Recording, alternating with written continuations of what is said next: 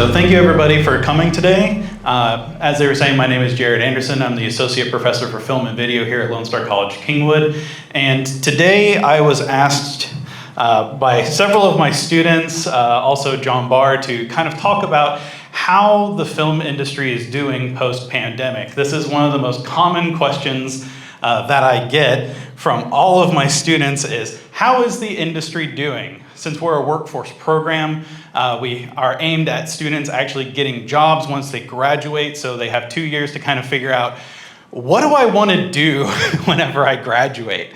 And this is the most common question I always have to answer. And every time that I get asked this question, I always have to look them dead in the eyes and say, how much time do you have? This is a very loaded question. Now, to begin with this concept of how is the industry doing, we have to understand the different categories of the industry. The main three that we have is we have the entertainment industry. This is our for-profit venture. So this is the primary category that most industries look at. This is the entertainment, film, video, commercial, marketing, anything that is a for-profit venture that falls into this first major category.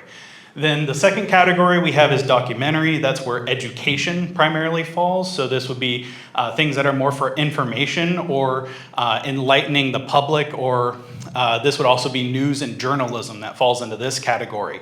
But the metrics for success change from being more business oriented with dollars to being more about like public impact, information retention, and things like that. And then the last category is the smallest. We have avant-garde. These are more oriented for cultural impact. So these would be like social pieces, things that are meant to influence emotions or maybe bring enlightenment to a certain element of culture. And then also this would be experimental video. So virtual reality and other things like that fall into this category. That's still very experimental. Now, we're going to be focusing on the main category because that's where most of the jobs are. And the main metric that we use is profit or money. So we split the geography of the entire world into different regional box offices. Y'all have probably heard that term, the box office revenue. How well did the box office do? Opening weekend, all sorts of stuff like that. The largest box office that we have is the North American box office, which encompasses the United States and Canada. The second largest one is China, and then that is followed by Japan for the box offices in terms of profit. Now, if we look at this graph, I just said that the United States was the largest and most profitable in the world in terms of box office. This is the 2021 metrics for the regional box offices, and China was actually in the lead. This was one of the few instances where China actually surpassed the United States in terms of box office. They recovered from the COVID pandemic a lot faster than the United States did in terms of actually getting people back into theaters. So that's one of the reasons why this was such a different metric in terms of what we've seen in the past. The other avenue for this was actually a lot of their most popular movies were animated as opposed to live action, so they were able to continue working on it during the pandemic at home as opposed to filming out on location. Now, if we look at the 2022 metrics, however, the final numbers actually haven't fully been published, but we have the estimates, so I don't have a full graph for that. It's actually flip-flopped.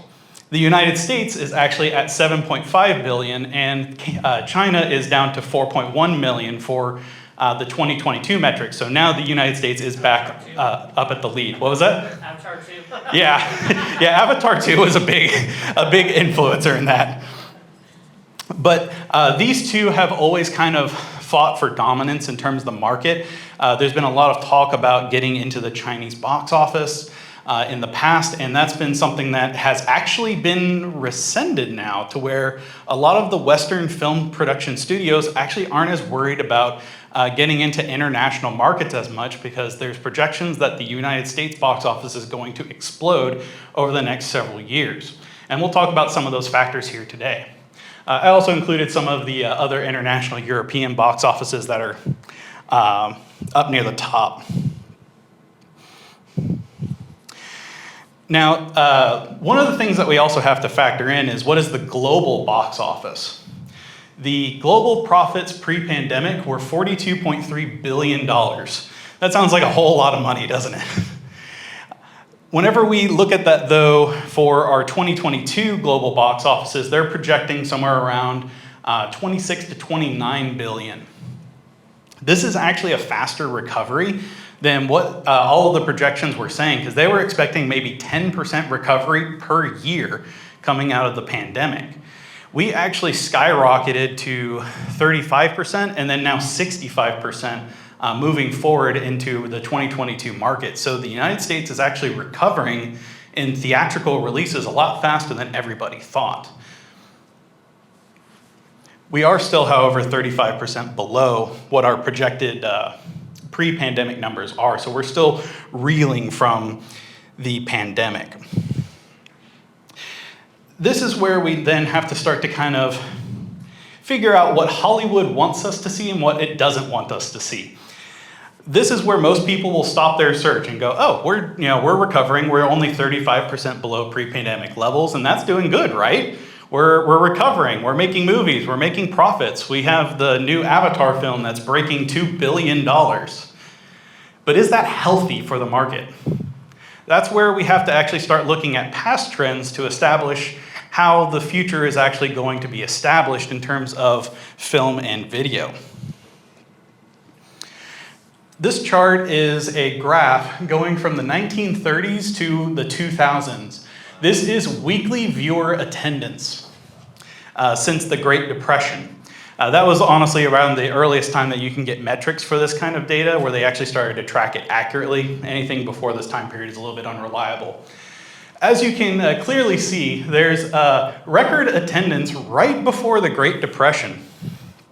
There's an interesting little metric I like to share with my students whenever I show this chart of the average ticket price back at the Great Depression was a quarter.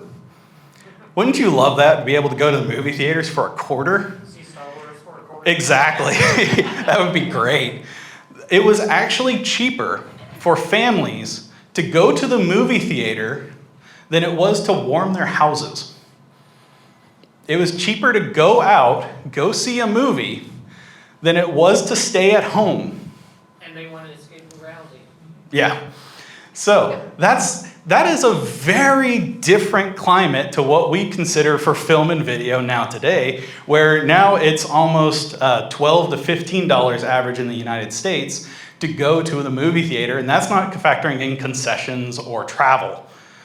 So the price difference has escalated quite a lot because of things like inflation.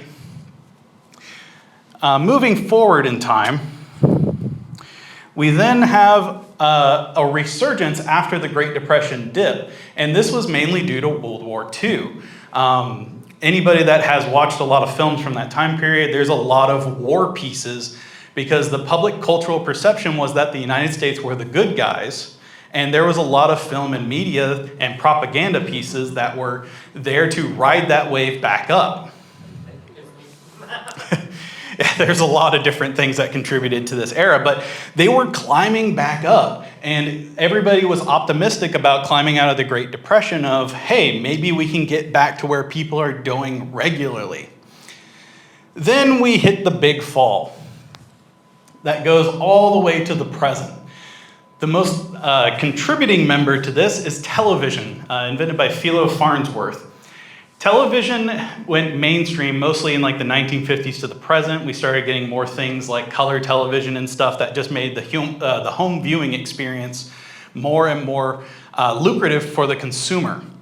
And over time, it started to completely drain the interest in going to the theaters weekly. That's the one thing that we have to consider with this graph, that this is weekly attendance. I don't know about y'all, but going to the movie theater weekly just isn't possible for me nowadays.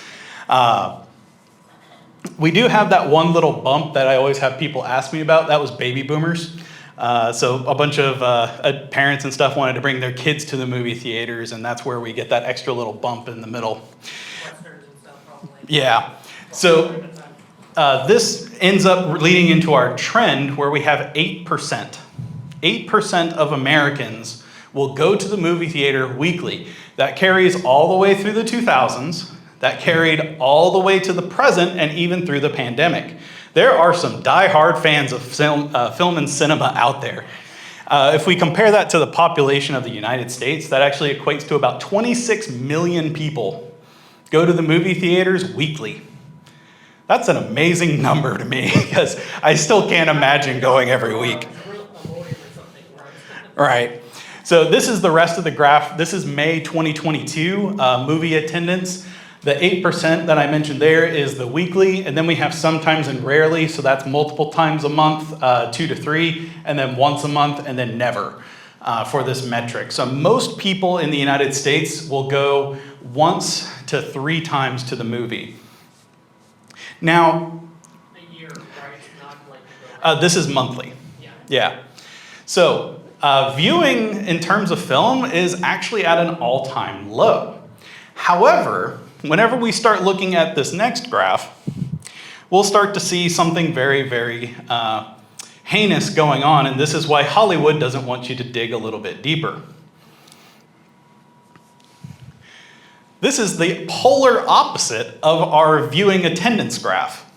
This is our profits recorded each year going from 1980 up to the present, and then I've got the metric for 2022. And we see that we have an upward trend leading all the way up until the pandemic, and then there is the hardest crash that you have ever seen. That was an over 80% drop whenever the pandemic first started. That was a huge loss for the industry and investors. But let's talk about a couple of specific points that do influence this, and it's going to establish a trend that you'll notice. In the 1980s, we had another thing that appended to the television market. We had VHS and home video starting to come around. Any of y'all still have a VHS? Yeah, I know a couple of people. I know my mom still has a VHS player at home that still works, and every once in a while she'll ask me to set it up for her. But yeah. But VHS definitely gained a lot of traction in the 80s in terms of interest because now people could record the content they wanted at home, even if it was technically pirating.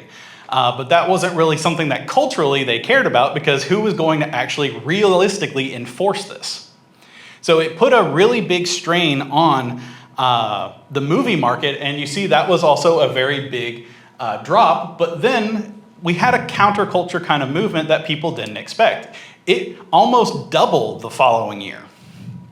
What had happened was people were so enamored being able to watch media at home, they wanted to consume more media. It actually got them interested in film and video again. So now they started to go to theaters a little bit more often, and we started to see this upward tick. That's going to continue until we get to about 2005, where we have our next home video specter, which is DVD and Blu-rays. What was that? Well, when Laserdisc. Yeah, Laserdisc. They didn't quite get it popular enough. Yeah. But DVD sales were at an all-time high in 2005 with 1080p video, and then they also had Blu-ray and high-definition video that were just around the corner. I know many of y'all probably still have DVDs or Blu-rays at home that y'all use for your home media experiences. Then in 2007, 2008, we have the final specter that still haunts the video market to this day, which is streaming. The adaptive streaming protocol came out in 2007, 2008, and that caused the birth of streaming platforms. YouTube was 2007, and then Netflix the next year was started in 2008. And that has continued to be a problem for the theatrical cinema experience because why go to the theater and pay 12 to 15 bucks for a ticket per person when you could invite all of your friends over to the comfort of your home and control your viewing experience? Yeah, you make your own popcorn and everything. Blockbuster, well, that's not probably also. Yeah. So if we continue looking at that graph, though, we start to notice a couple of different trends, and I'll swap back so that way y'all can see this. Every 3 years, we have a dip, and then it goes up for 2 years, and then dips again. This leads to the 3-year trend that we noticed in terms of viewing experience. So I want y'all to think about this. How often do movies of your favorite franchise come out? Usually it's around every 3 years. Not only because it takes a year and a half to 2 years to produce most of the content, and then they have to have time to market it, and then it would release about 3 years later. This is one of the biggest things that we started to notice, is that the consumer market actually tuned into this production rhythm, and it takes about 3 years for you to kind of detox your system of a certain intellectual property and be willing to go see the next bit or be excited about it. This is the burnout cycle. Unless it's Star Wars. Yeah, there are a couple of outliers with certain IPs, but intellectual properties and having minimal bias to them, this would also work in terms of if it was a flop. If it was a movie you didn't like, 3 years later, you'd be like, oh, okay, I kind of want to see it be good, especially if it's an IP you care about. Fans' buy-in to an intellectual property were increasing as loyalty to certain actors was decreasing. We are now more interested in certain intellectual properties than necessarily the actors that are a part of those various industries. They still bring them to life, but y'all may or may not have noticed in the commercial market, product sponsorship from actors and stuff is actually a lot less than what it was if you look at media back in like the 80s. Celebrity endorsements were everywhere. Hulk Hogan, right? Yeah. This also leads to another term that we have called sequelitis. So because of this 3-year cycle, industries and major, we call them the big six. These would be companies like Disney, Warner Brothers, and those other major production companies. They started to see that cycle and they began scheming. If we play our cards right and we use this cycle to our advantage, we can just release box office bomb every 3 years to blow out the box office and make an insane amount of money because fans are willing to go and see it for their once-a-month movie. This now leads to the problem that we have of reboots, sequels, established IPs, and stuff like that constantly getting refurbished, reinvigorated, or reimagined for modern audiences. There is all sorts of media that I could list off that fall into this category. There's an interesting metric, actually, that 85% of all films that you see are adaptations. They aren't actually written for film. They were some other type of media that was then turned into a movie. So there's actually not that many original concepts in the movie industry. But the problem is that audiences are voting with their dollars and going to see these already established IPs. They aren't, because they're not going to the movies as often, they aren't willing to go and give these middle and lower budget films a chance because they want to guarantee if I'm going to spend my money to go to the theaters this one time, I want it to be good. This fuels that problem that we have. And critics and Rotten Tomatoes. Yeah, critics is out. That's a whole other topic. Yeah. So going back to our graph, one of the last things that we have, the major single release of our pre-pandemic time period was Avengers Endgame, and I can't think of a more poetic film to be the precursor of the pandemic. Because in a lot of ways, it really was an endgame for a lot more than just their franchise and that era of film. But it was the highest grossing single release movie ever. It is technically now the original Avatar, but they did a re-release to make their box office top Avengers Endgame. So if you just factor in single release, this is the highest grossing single release film ever. Now, how does this factor into our road to recovery? We have record profits pre-pandemic. We keep escalating in terms of profits and revenue. However, viewer attendance is at an all-time low. So how do they keep recording all these record profits pre-pandemic? There's got to be some way that they're doing this, right? The secret ingredient is inflation. Ticket prices kept escalating all the way from a quarter to $12 to $15 in the present. Some of y'all may have seen some shows that are as expensive as $18, or if you start to go into like 3D or the like Dolby Atmos theaters and stuff like that, it can go even higher. So all of these ticket prices and gimmicks are things that they've been using to try and keep the industry cycle afloat. They were a bubble that was waiting to burst, and it was actually slated to be 2025 was when all of the film market stuff was going to end up collapsing in on itself. But the pandemic started that a little bit sooner. So with that, we have to then factor in, how do we now recover when the rug was yanked out from underneath us? There are other contributing factors now to this as well. We've got the home theater market. Anybody want to take a stab at how much it costs to actually get a solid home theater experience at your house? 20,000? It's actually a bit high. You can actually get a surround sound system, a nice 4K TV, and the extra peripherals that you would need for about $2,000. You can have a home theater setup that could do almost Dolby Atmos quality at home for about $2,000. And then you don't have to worry about going to theaters. I know one of the things that I saw recently was Violent Night. Over the Christmas break, there was about 6 people in the theater, and one of them fell asleep and was snoring loudly while we were watching the movie, and it completely ruined the experience. I went to Avatar 2 recently. I saw that all the seats were not really booked, and we were like, oh, there's not really many people going to see it. Yeah, and that's where opening weekend, as opposed to the following weekends, the metrics of how many people go to the theater alter drastically. This is one of the biggest things that we have influencing us. Advertising also is a huge Yeah, marketing and promotion, that's a whole other area of the industry we have to talk about later. We also have the release window shrinking. Typically, whenever we started pre-pandemic, it was a 90-day grace period before a theater release movie could be released to the home market. So before you saw it on like VHS, DVD, or Blu-ray, there was a 90-day grace period. So that way theaters could get their share of the profits, because that was actually the most profitable time period that the movie in theaters would actually accrue money. Now they're streaming. And now streaming is the main thing that's contributing to that, and also the pandemic.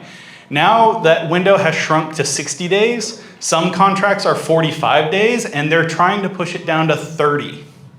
It would be 1 month that theaters would have to make their money before it would go to the home video market.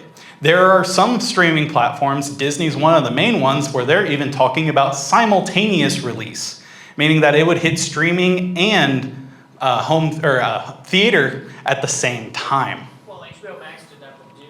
Yeah, I know Black Widow with Scarlett Johansson had a lot of turmoil about the pandemic release and doing it simultaneously and stuff like that. And then we also have fans, which a lot of people in the industry call the fandom wars. Have any of y'all heard of fandoms or fan kind of stuff? Yeah, a lot of people have gotten fiercely passionate about the various intellectual properties that they choose to follow. I know I'm a big fantasy and sci-fi person. I love those genres and the films and stuff and the worlds that they build. There are other people that prefer more mystery or documentary kind of stuff that's a lot more intrigue driven. And then there are others that maybe prefer action. Western and war films are kind of at an all-time low, but every once in a while a good one will pop up from time to time. Comedies also. Yeah, comedy is a very popular genre right now. But fans have gotten a lot more rampant about the media that they have, the platforms that they choose to support, and intellectual properties, and then also whenever something goes wrong. This is the fandom wars.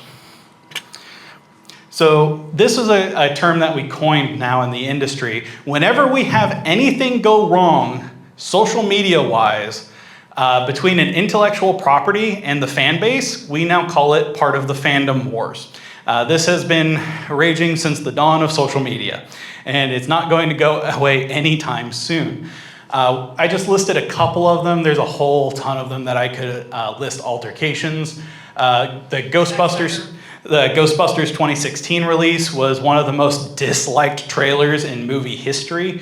And then the director came out and bemoaned critics and fans. We've got Star Wars that split the audience base between the two primary directors of Solo and The Last Jedi. And then we also have the writers for Netflix having altercations with fans and the lead actor, Henry Cavill, whenever they openly criticized the source material that everybody had initially loved and grew up on reading those books and were fans of the franchise. These are just some of the instances. There's another one, the Sonic the Hedgehog initial release of the character as opposed to the reimagined character that fans forced them to do. There's a whole, just an infinite list of these altercations that are now happening because fans are becoming so invested into an intellectual property and they know that they have influence over how a property is presented to them that they feel like they're almost like a partner ownership of these franchises. And if something goes the way they don't like, they will let people know. Very, very loudly, and most of it is online. Yep. So these are just some of the main topics and different categories that we have in terms of what are some of the things that are influencing our demographics, our markets, and other things like that. But whenever we start to look at more of the big picture of film and cinema, and we start to ask that or answer that question of, is the industry doing well? In terms of profitability, the current numbers that we're pulling in are about the same as what we were getting around 2009. But if you account for inflation, we would still actually be about $3 to $4 billion behind what those numbers were pulling in. But are we actually still pulling in profits? That depends. This is where we get into the last kind of topic I wanted to talk about in this presentation is the reduction of the middle echelon of film. What I mean by that is typically whenever we look at film and video, we sort them out by how big was the budget to make it. We have micro budget, which is anything $1 million and under, which $1 million budget still sounds like a lot of money to most people. I wish I could get something like that. That would be great. But then we have middle tier budget, which is anything typically ranging between 25 million and 75 million. That's just the middle range. And we're starting to talk about insane amounts of money. And then we get into big budget, or the upper tiers that most of these big studios have, is anything that's 100 million plus. James Cameron. Yeah. The budget for Avengers Endgame was over 350 million just to make the film. And then, it grossed over 2 billion and an insane amount of money, or they did very, very well and made back on their investment. But whenever we have to look at this, there's a big disparity that we start to look at. Whenever we look at the highest profiting films in our modern era post-pandemic, as opposed to pre-pandemic. The top highest film that broke over $1 billion was only 3 films in 2022. Whenever we start to look during the pandemic, there wasn't barely anything that could get close to that. But if you look pre-pandemic, there's more than double that number that are breaking that $1 billion mark. But then we have a sharp fall off. Everything that is not a major $1 billion film drops immediately to 300 million or lower in terms of profit. That is a huge gap in terms of profitability. And these used to be the bread and butter range for a lot of middle budget films. So things like Die Hard, all the Jim Carrey films. What are some other ones? Blade Runner would actually fall into this category.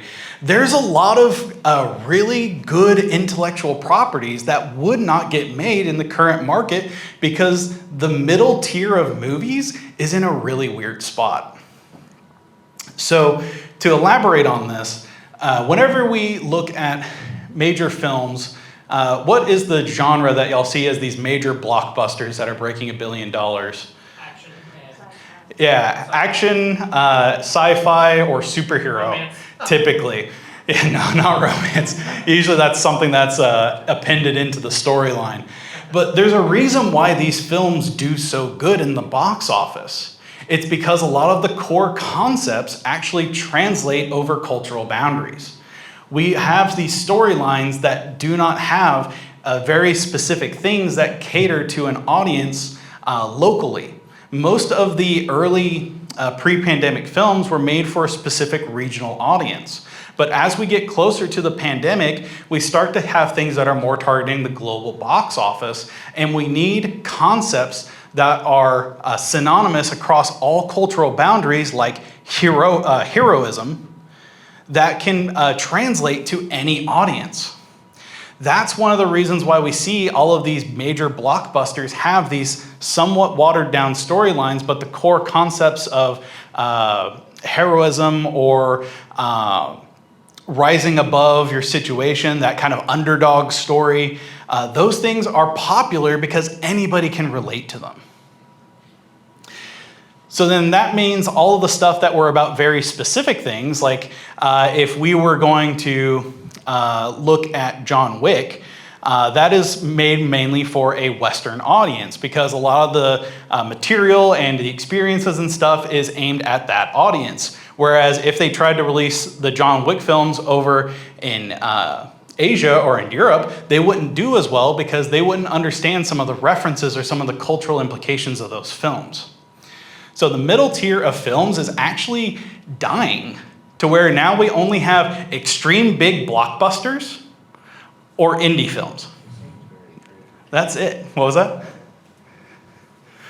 No, it doesn't seem like it does. Doesn't seem like it? Well, for indie films, yeah, it doesn't seem like there's as many indie films as, let's say, the late 80s or early 90s, that market is kind of gone by. Right. And the reason why is the next point is because a lot of those indies are not going towards film, they're going more towards series, and they're going on streaming platforms.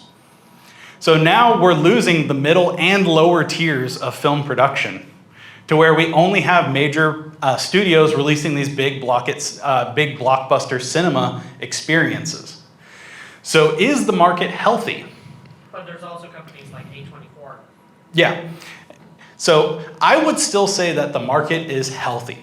The reason being is despite all of these changes, we're going to have to see a shift in terms of not only viewing experiences, but also how production houses make films.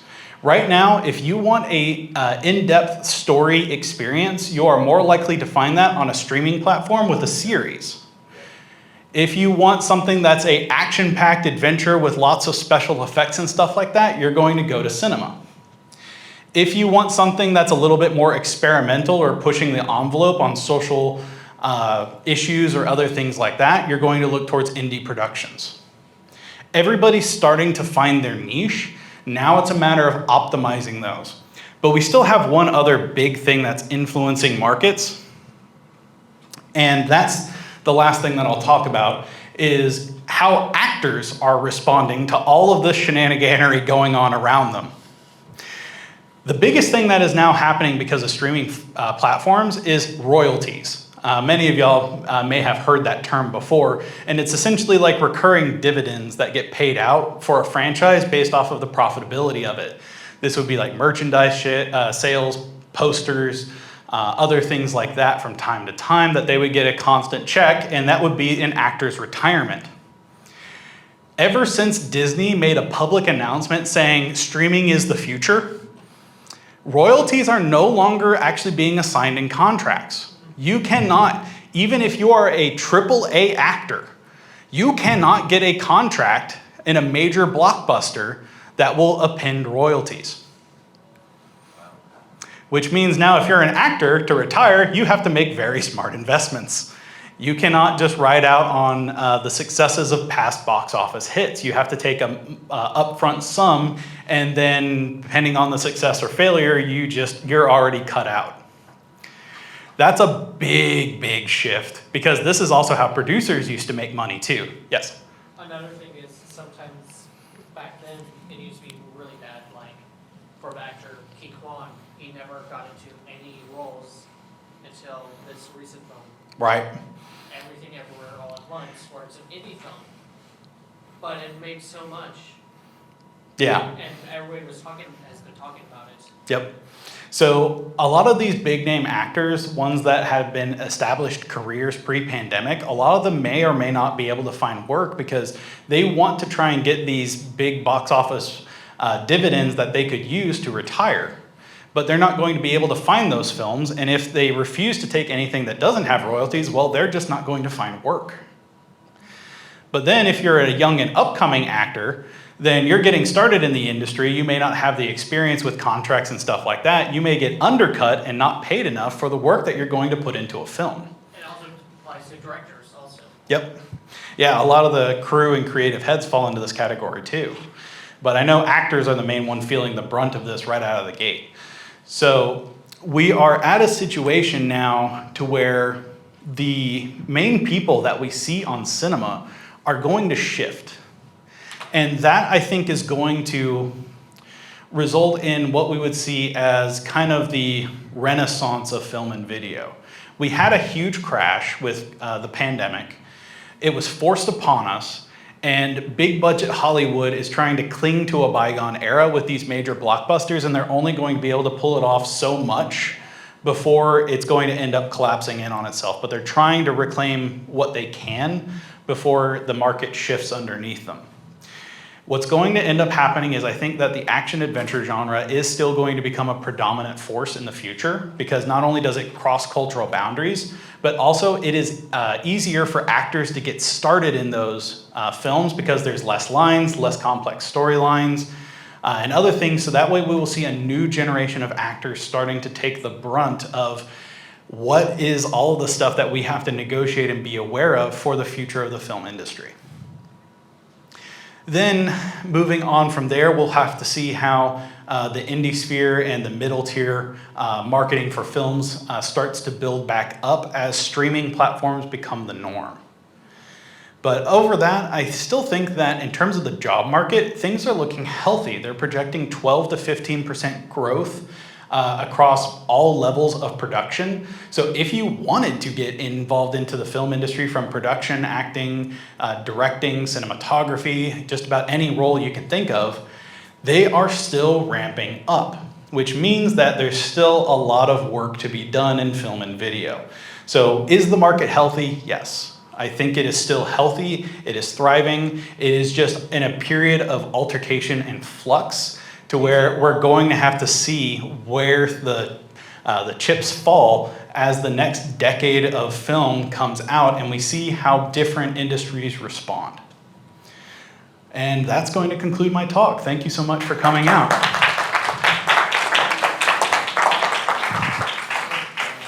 Jared, I have a question for you. Yes. If you don't mind.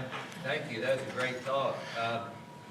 Well, I have two questions. One, I see some of my students here, or some of my ex-students, so, right, Sarah and Anaya, yeah. So, what sci-fi films should they watch? Arrival. I didn't ask you. Yeah. I asked him.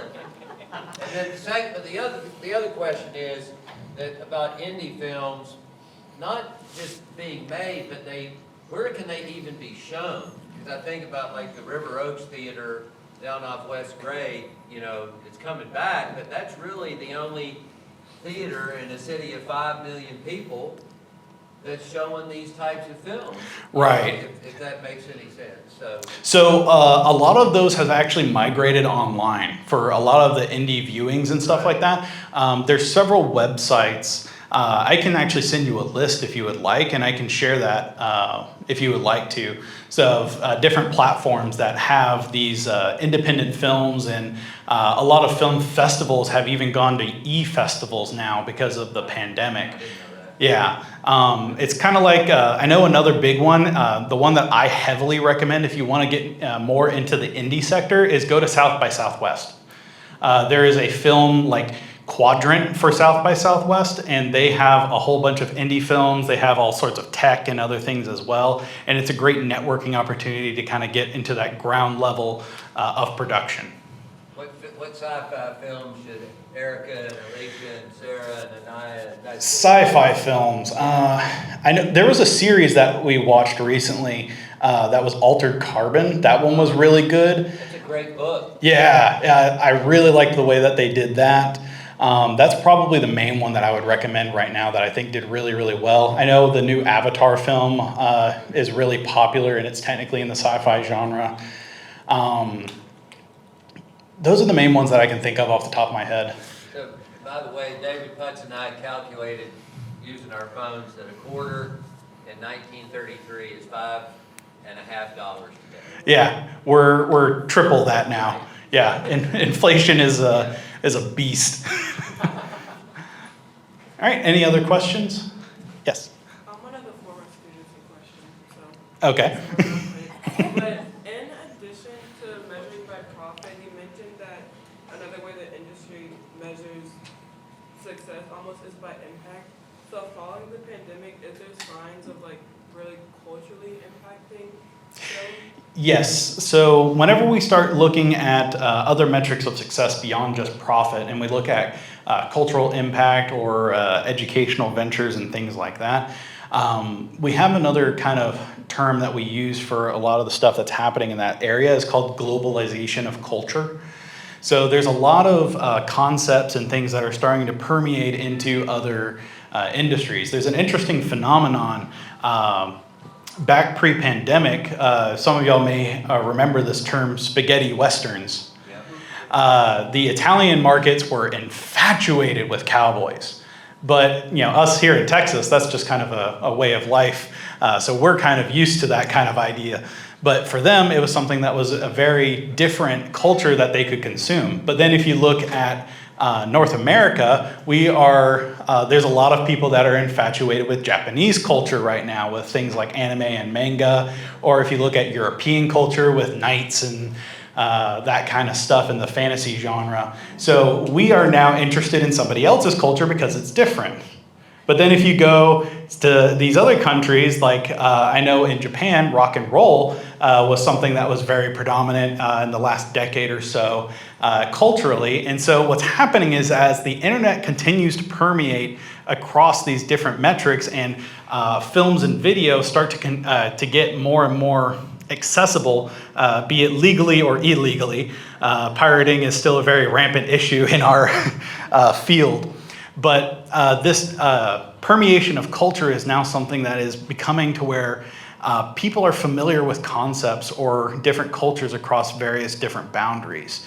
So now to actually measure that impact and the way that we influence things is we have to actually look at more of a historical account of measuring how things are improving in different areas locally based off of like the communities that we're trying to bring attention to.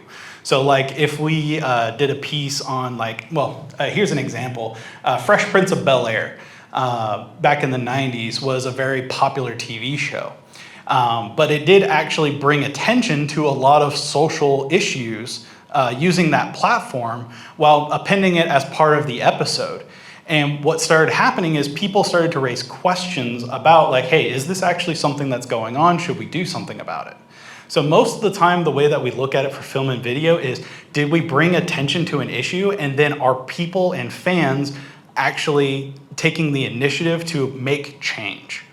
Does that make sense? All right, great question, thank you. Any other questions? Jared, just one observation. It seems like after about 100 years of the entertainment industry, the big studios still have the upper hand. They seem to still have all the power.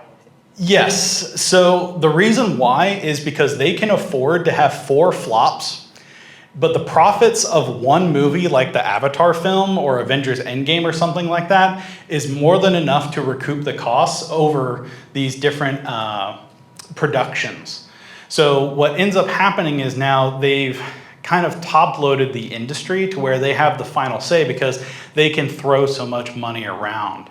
And there's not really a lot of middle-tier companies that can kind of band together to either unionize or combat some of these different issues. And also, if you look at like how these different companies like Disney or Comcast and different major companies, and then you look at their subsidiaries and other things like that, there's a lot of weight they can throw around to lobby for various different things. So do they have a lot of control? Yes.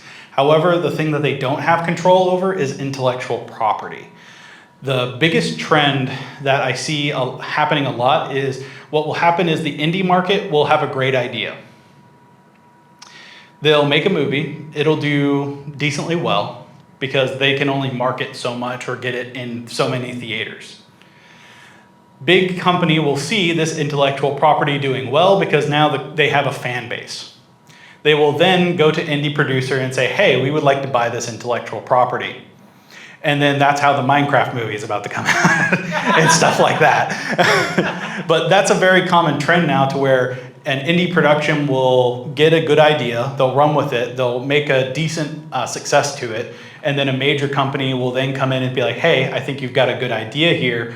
We're going to make a new Five Nights at Freddy's film and adapt the video game to a movie or something like that.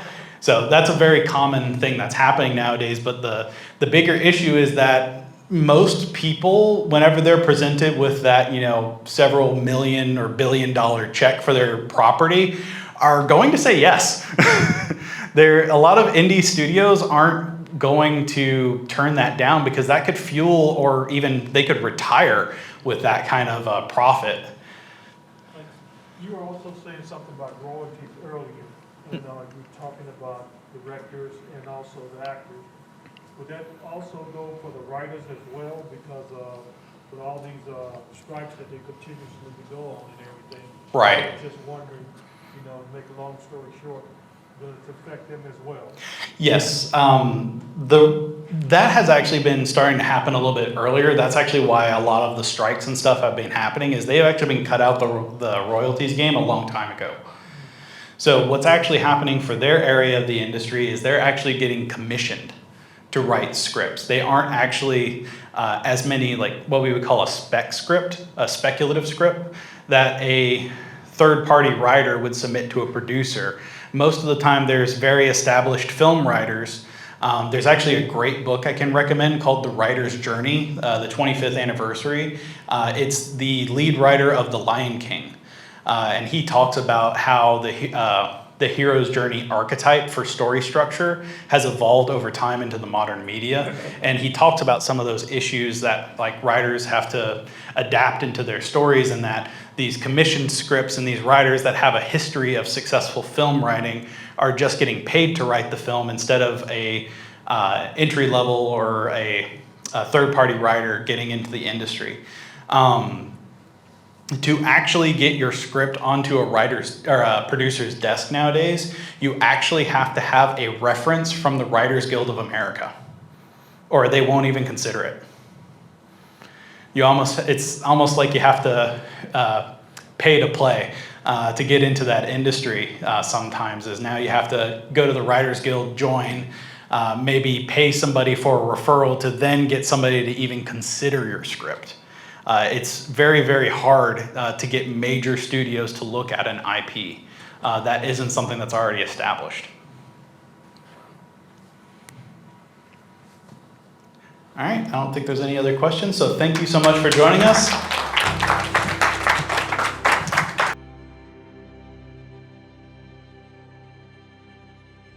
Thanks for watching. Please like, comment, and subscribe for more content from LSC-Kingwood.